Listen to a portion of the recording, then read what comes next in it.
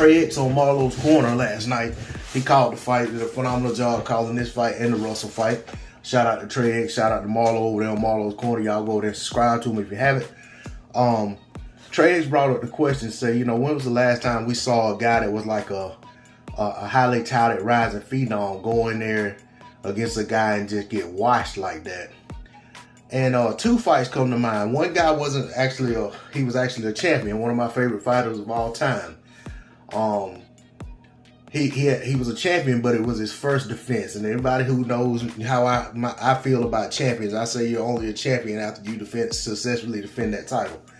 But in 2008, Paul Williams was making his first defense of the WBO title at welterweight after he took the belt from Antonio Margarito, and he was fighting Carlos Quintana.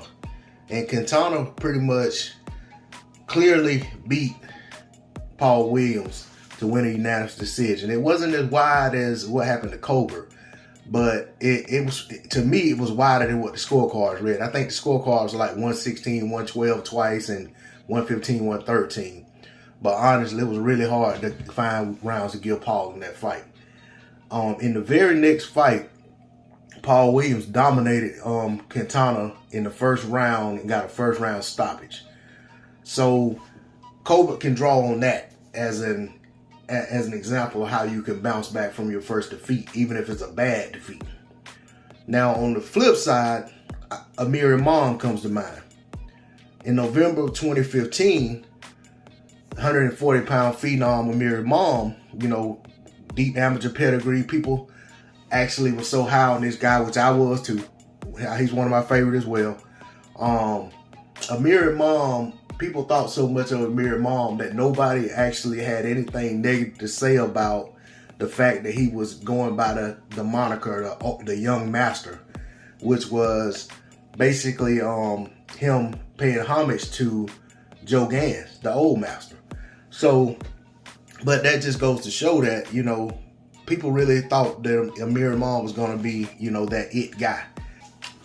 So at 25 years old, Amir Imam was 18-0 with 15 KOs, going against 26-year-old Adrian Granados, who came into the fight 16-4 with 2 draws and 11 knockouts.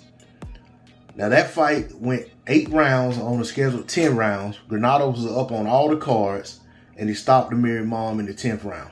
In the 8th round. Since that time, Amir Imam has gone 4-2 with 4 KOs and 1 KO loss in the 6.5 years since that fight. And he last fought in February of 2020. So if you look at the contrast between how Paul Williams bounced back from his first loss, which was an upset, to how what happened with Amir Imam following his upset loss, it's you know, a little different. As for Colbert, I don't know what's going to happen with the young man. I think he has a contract with Showtime that's going to get him back in the ring soon and get him against in a good fight that'll probably be a confidence builder to get him back on track. I don't think it's a good idea, if the fight is there to be had, for him to fight Garcia next.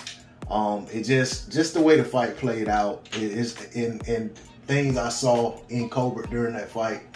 It's hard for me to believe that he can do a 180 and turn it completely around against Garcia should they have a rematch.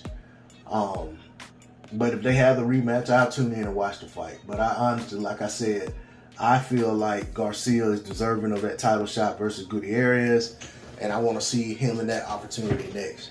I think that'll be a good fight. Roger Gutierrez versus Hector Garcia would be a good fight in my opinion. You know, so my point is, you just never know what happens with these guys when they have to bounce back from you know, from that first loss, or even from a bad loss, whether it's the first or not. I mean, this was a clear whitewashing. This was not a close fight by any stretch of the imagination. There were very few rounds that were close in this fight. This was one guy who seemed to be a class above the other guy. I've heard multiple people say this looked like a boy against a man in the ring.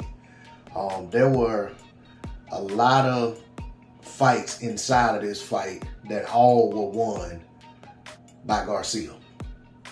So with that being said, there's a lot of things that would have to be corrected or would have to go the opposite direction for for Colbert to be able to beat Garcia.